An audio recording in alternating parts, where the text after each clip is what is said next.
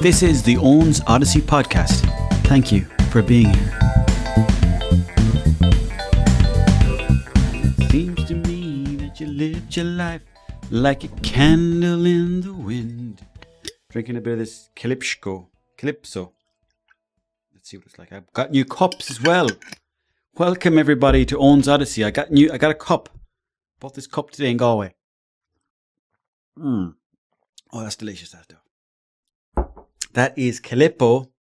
Taste of the islands. I do not know which islands they're talking about. Original lemonade. Shake well. Real lemon bits. You would fucking hope there'd be real lemon bits in it. Instead of fake lemon bits. We're all looking for a bit of realism in life. And I'll give you a taste of this and let you know how real it tastes. Not bad at all. I give that a 7 out of 10. That's for the Calypso Original Lemonade. What is it? How much is that? That's 16 ounces, whatever that means. 473 millilitres, whatever that means. I do not. It's about the size of a pint. And bought that today, Mr. Price, for £3. I think it was a bit overpriced. Not Mr. Price, overpriced. That's what we're going to start calling it now. But it does taste good. So, I think if you mix that with something else, you could be onto a winner there. Now, thank you very much for joining me on this week's episode of Owns Odyssey. We are here live in Odyssey Studios. Today's date is the 9th of the 7th, 2024. But when you see this, it will be 9, 10, 11, 12th, the 12th of this month. Unless, of course, you're watching it later on. Maybe you're watching it a month from now, maybe 10 years from now. And this is completely out of context. Well, fear not, because I'm going to break it down for you exactly what we're going to be watching in this week's episode, or what we're going to be talking about, I should say. Of course, we're going to be talking about the Euros. They're coming down to the semi-finals now. There's some good, stiff, hard, and juicy competition left in the competition. I don't know what that means, but you know what I'm getting at here. Basically, there's some good teams left, including France and Spain and England, and who is the other ones? England and Netherlands. So by the time this goes out, we're going to know what the results of those games were. We're going to know the last two teams in the final. And I'm going to put myself out there now. I'm going to guess. So I'm actually going to set myself up potentially for a fall here, but I'm willing to take the risk. I believe it's going to be France versus England in the finals. And I think France are going to do it. And Mbappe is going to win the tournament for the French. And it's going to be something that the French can look forward to, because there's been a lot of problems there in France recently. Anyway. Oh, this lemonade is absolutely delicious. Hurt me back there the other day, by the way. It's just one of those things that happens, you know. I've kind of come to accept it that since I've turned 40, I'm just going to get pains everywhere.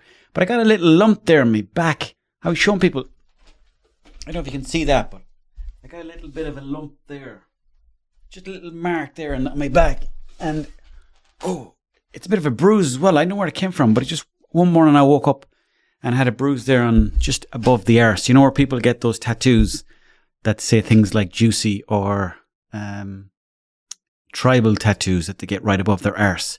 Well, that's where I have the pain right now. So hopefully it gets better. It's been like that for about 4 or 5 days now. So I'm the kind of person that I let those things just deal with themselves.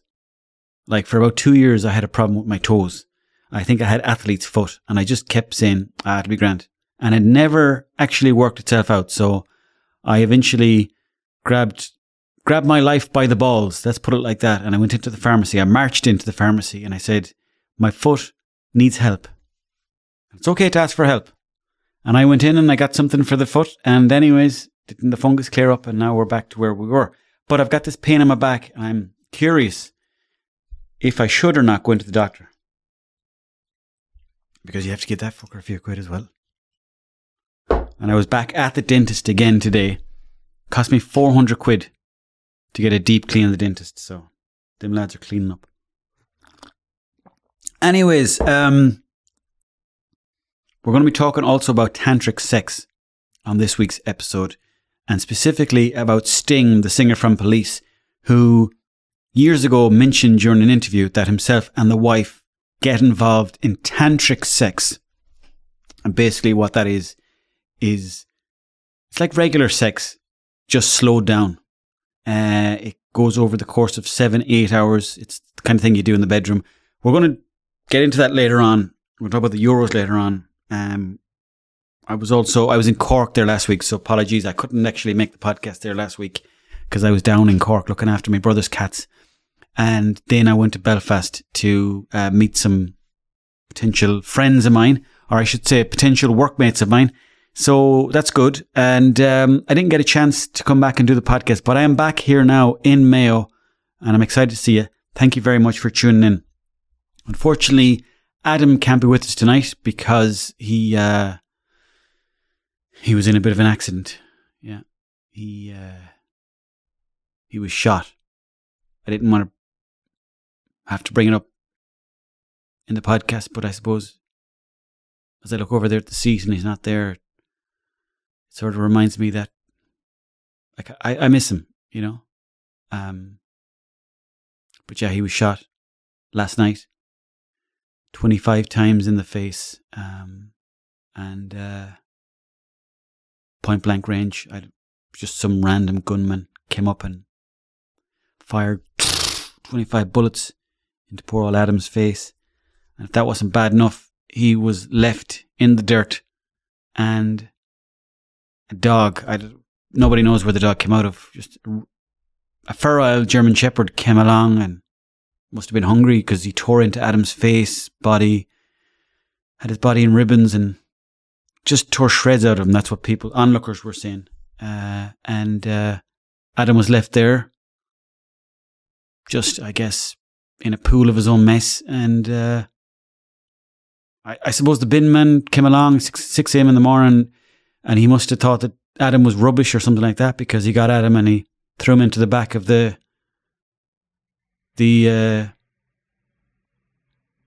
fucking bin machine. And poor old Adam was crushed by the mechanism inside the machine and then dumped in the actual dump. And it's not looking good for Adam at the moment, which is sad, really. And I didn't want to do this podcast today because I thought it might be unfair to Adam and his family. But I got a text from Adam's mother. She said, go ahead and do it. So here I am doing it. And she said, I think Adam would appreciate it. So I've been in touch with Adam. That's why I've got the phone right here in front of me. So I've been in touch with his family, and they said to me that they will text me throughout the podcast, let me know how he is doing. So, but it's not looking good. He said about 2 or 3% chance of survival. So let's see what happens anyways. You know, we've a lot to get through in this week's podcast, and I suppose I don't want to make it sad. So good luck to you, Adam. If you're watching this from the hospital, good luck to you, mate. And we are vouching for you right here in Odyssey Studios. Tell everyone about this podcast, please. Okay, let's get into it. We're going to talk a small bit about tantric sex and where does it come from. Now, the singer Sting, who we all know from hits as, I can't think of any of his songs at the moment. Don't let me think. Sting. Fuck's sake, I should know this really. Sting songs. Every Breath You Take. Sure, we know the one. The Shape of Your Heart. Desert Rose. Message in a Bottle. We all know that one. Roxanne. Do They Know It's Christmas? That's one of Sting. He collaborated with a lot of other people on that one. But also, something that Sting said years ago that really intrigued me was that he likes tantric sex with his wife. Now, at the time of reading that, I hadn't even had sex with anyone. And so I was like, what's this word he's put in front of sex here? And it turns out Sting likes to do marathon sessions of sex with his wife in bed, normally ranging from 7 to 9 hours in bed with his wife. 7 to 9 hours in bed with his wife. And he said he brings water with him. He normally has the day free. Obviously, he'll have to if he's in there for fucking 7 or 8 hours. He must have an ensuite or somewhere to go to the toilet because you couldn't be just lying in bed all day, Sting. And he said he just brings in water and vitamins. Himself and the wife in the bedroom for 7 or 8 hours. Imagine you call to the house and Sting is just in there with the missus, and the two of them are just absolutely shagging the arses off each other. And part of me is jealous to think that you could go for such a long length of time. I suppose if I'm thinking about myself and what times I've achieved in the bedroom, the longest times you could say, and for men a lot of times it is, how long can you last? But I suppose if you were looking at it through the lens of a woman's eye, you might say, how good was that thing that we did in the bedroom, or wherever it may be, on a couch, back of the car, anywhere you want to do, anywhere you do it, good luck to you. But women are much more involved emotively in the sex. And I think a man, we would see it as a badge of honor if you can go for, like Sting here, like going for 7 or 8 hours. He's gone up in my estimations because he was a good singer, but not only a good singer, good in the bed as well, and probably plenty more to go with that as well. So he's like an onion, Sting, and you want to peel him back and figure out what's going on behind the layers of Sting. Let's look into tantric sex a small bit. It's a meditative form of sex. The aim is to be present in the moment to achieve a sensual and fulfilling sexual experience. And when I read that earlier on, I thought, that's interesting. To be present during the intercourse, which is something that I often am guilty of not doing. I'm always thinking about different things like the shopping, or maybe a goal I've scored in a previous game of football when I played, or something that I've said to somebody that I shouldn't have said maybe years ago, flash upon that inward eye. And I suppose what I'm trying to say is I'm never there in the moment. I am sometimes, but I'm never fully there. You know, I'm always thinking about something else. But this tantric sex it brings you into the moment. So you're actually looking around and you're like, wow, this is nice. This is really good, you know, and you're enjoying everything. You can have mirrors. If you want to put mirrors all over your bedroom, and you put mirrors up there on the roof and everything like that, so you can watch yourself from every single angle. And you can watch, you know, you and your partner. Don't be just staring at yourself. Like years ago, I don't want to go into it too much, but years ago I was going out with a lady, and we were in a motel, which is not very common in Ireland, but where I was at the time, very, very popular. And we went in there and there's a big mirror in there, and my partner at the time was watching herself having sex. And I thought, that's a bit much. Even though I should have been more present myself and enjoying it for myself, I was looking at her, judging her. So I suppose we both have lessons to learn in that sense. But Sting, anyways, let's get back to Sting. Tantric sex originates from ancient Hinduism. The Indians were at it, and revolves around sexual practices that focus on creating a deep, intimate connection. Makes sense. Makes a lot of sense. There's a lot to be said for the quickie. Just you and your partner, whip those pants off tonight. Let's get down and dirty, and let's hope that it's all good. Let's enjoy ourselves. Just quickly, 5 minutes, in and out. Just like, you know, like a Rooney in the goal. In and out. Little tap in. Go on. Get in there. Get stuck in for a second. Whoop. There you go. Hey. That's it. Just, and then you're back. You're back on your phone. You're back watching whatever it is on Netflix. You're just in and out. That's lovely. Really, really nice. We all like those sort of experiences. But if you can extend that experience out for 8 or 9 hours like Sting and the Missus does, you're onto a winner. Sure, no wonder Sting is doing so. No wonder he looks so healthy. What age is he? Let's have a look at Sting's age. 72. Have you seen Sting? And he's 72 years of age. Jesus, well, if that's how he looks at 72, then Sting me. Because he looks something else, in fairness to him.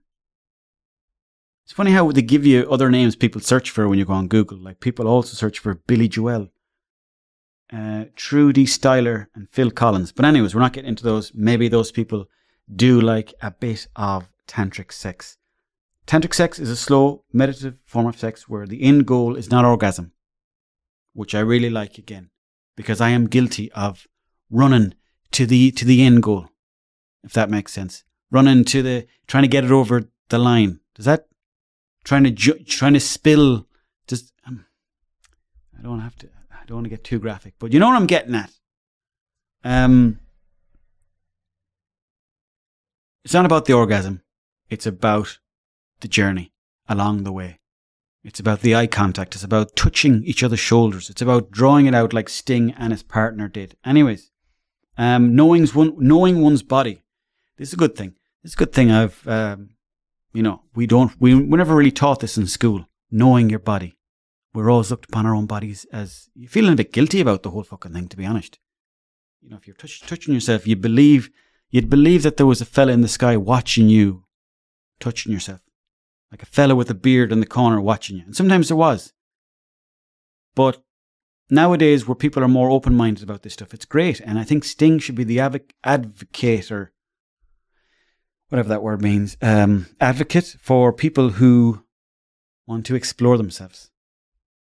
So if Sting is looking for a bit of work, that's what he could do. Do you like tantric sex? Have you ever tried it before? Let me know in the comments below. I've just got a video to check out here.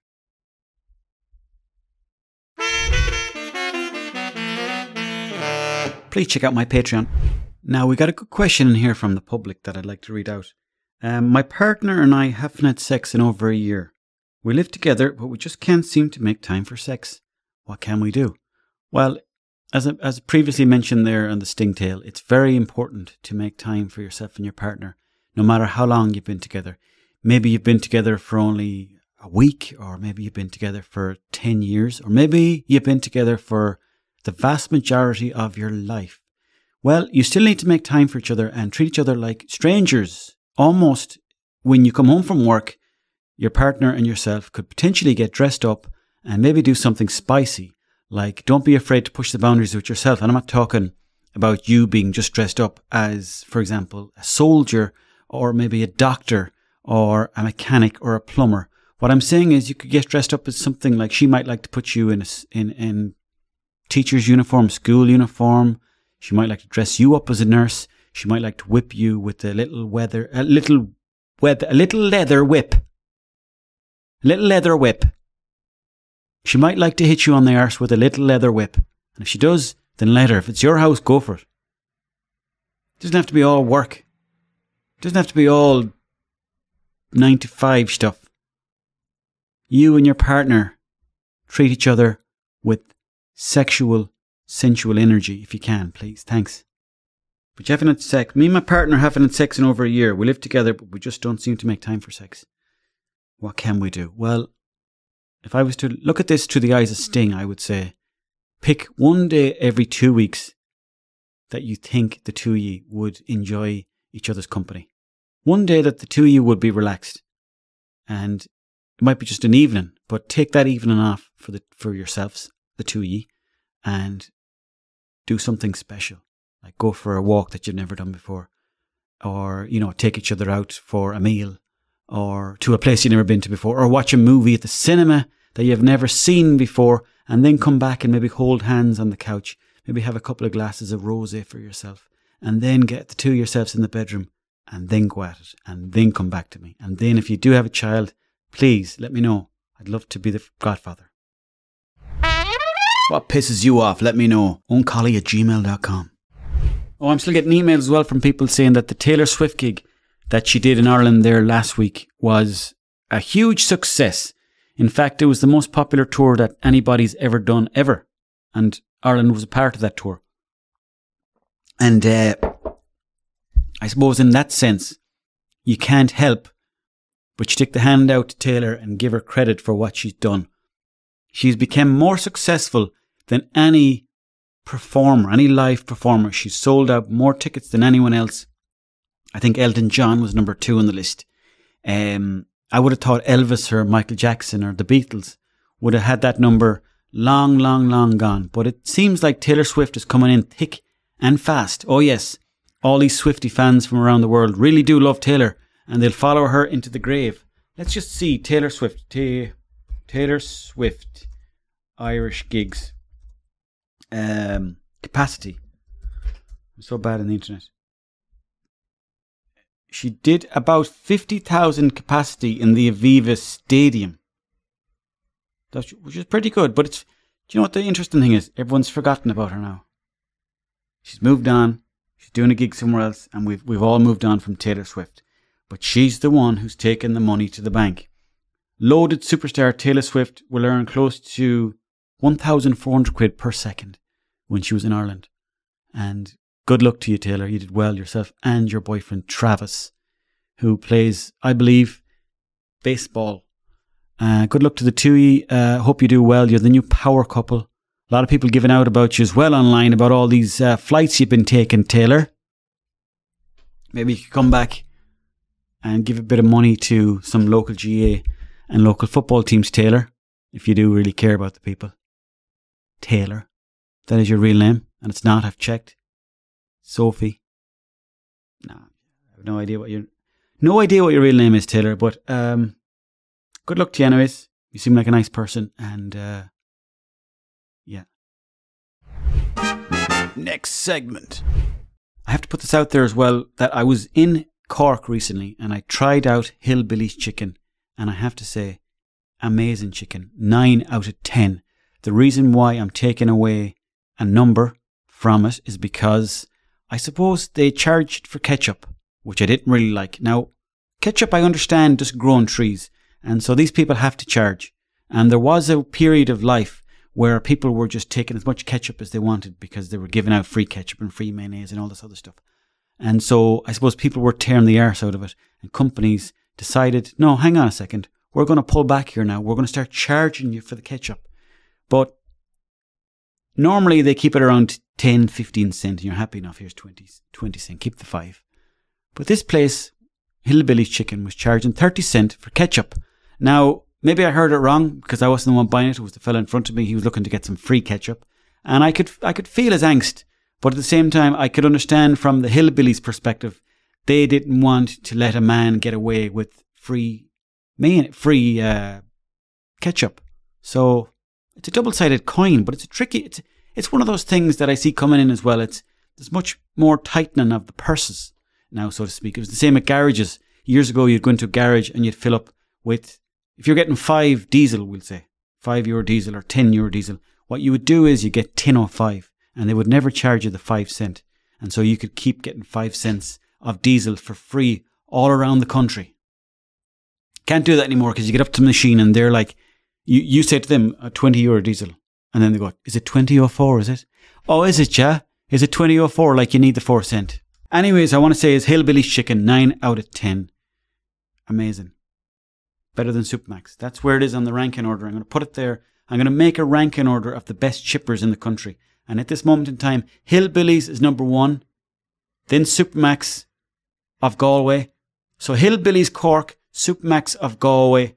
And then number 3, well, we're going to find out. I'm going to go to a chipper during the week and I'm going to give you a review of the chipper. I'm going to go to local chippers as well, just so we know what we're dealing with and what those local chips are like. Because at the end of the day, it's all about chips. Please spread the word about this podcast. Okay. We're back. And we're going to tie up today's episode with a swift bit of talk about the Euros. Yeah, it's looking good. It's looking good. This is looking like a good... To be honest, I haven't watched any of the tournament. And I know I keep talking about it because I thought that football would be the way that we would connect with each other. But I haven't been watching anything at all. And I feel bad about that because football used to be my first love. It was the first thing that I picked up and I wanted to really, really kiss. I wanted to treat it like this. That's the way I viewed football as a kid. It was everything to me. I would walk outside with a football and I would kick it against a wall for ages. And I always dreamed about playing professional football. That was my first dream. Nobody gave me this dream. I just used to watch these footballers playing. These old school footballers who used to keep chewing gum and little bottles of beer down their socks. And I would watch them play and they'd look smelly and they'd be smoking cigarettes during the half time. And I'd be like, I can be one of those lads. I can be one of those. And the last few years with the Premier League and with the Euros as well, as much as I love to see good, fast, tidy, sexy football, it's just too quick, too fast. Positive. Ronaldo, another record broken, and fucking Messi, another record. All right, lads, you've enough records broken. Whatever happened to the lad who fucking got headbutted and continued playing football? Or what happened to the fella that broke 2 of his legs and walked off at half time? Whatever happened, that kind of football? Whatever happened, the football going off against the back of your shin, or the referee getting an elbow into the face because he made the wrong decision about a throw-in instead of having to ask fucking VAR? Or what about all these lads sitting up in the studios talking absolute dribble when back in the day you had Dunphy who'd wipe the floor with all of them?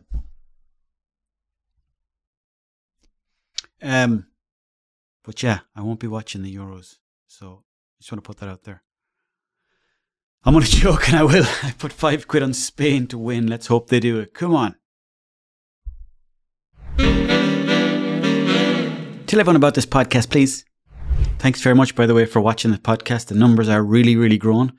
This is, of course, I just got this text message on the way here today. This is the fastest growing podcast in Ireland at the moment. So thank you so much to everybody from all over the world, including Ireland, who have been spreading the word about this podcast. It's crazy, the letters and the emails and all the stuff that I get sent in to me. And it just blows my mind that this is now the most fastest growing podcast in the world. And it's really, really exciting to be part of, I guess, I don't know what you'd call, like, just to be part of history, to be part of history, and humbled by the whole situation that this is one of the best podcasts out there at the moment. So thank you so much to everybody from all over the world for watching it. And I know that I have people watching this in China. I've got people watching this in Tanzania. I've got a fan base in Singapore. Yemen is got a weekly night where they listen to this podcast. So, and that's, I haven't even counted Brazil, Chile, Mexico. So there's just the fact that people all over the world are listening to this podcast. It really, really does blow my mind. And I want to say from the bottom of my heart, thanks for listening. And also Adam actually is after texting me here now.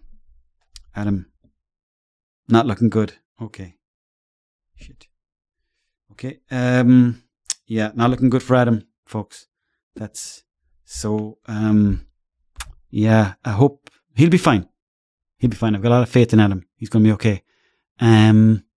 I guess if you could like and share this podcast, just not because of me, but Adam, I think that he'd really appreciate it. I think this would be, if he had one dying wish, it would be to get this podcast out to as many people as possible and to spread the word. And any branding, anything like that wants to work with me and Adam, or maybe soon could be just me. Let's see. That would be great too. So yeah, please like, share and subscribe. Thanks. I'm going to give Adam a call now.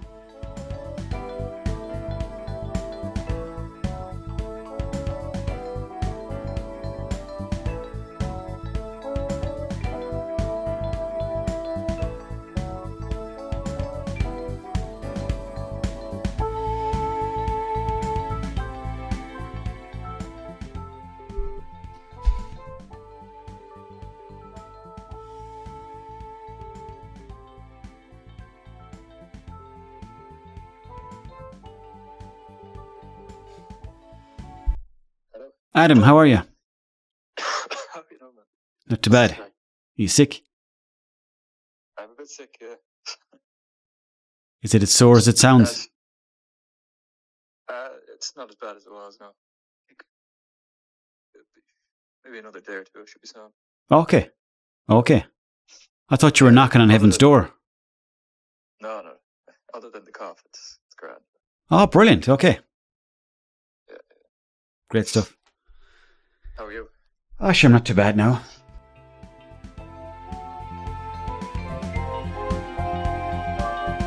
This is the Owns Odyssey podcast. Thanks for being here.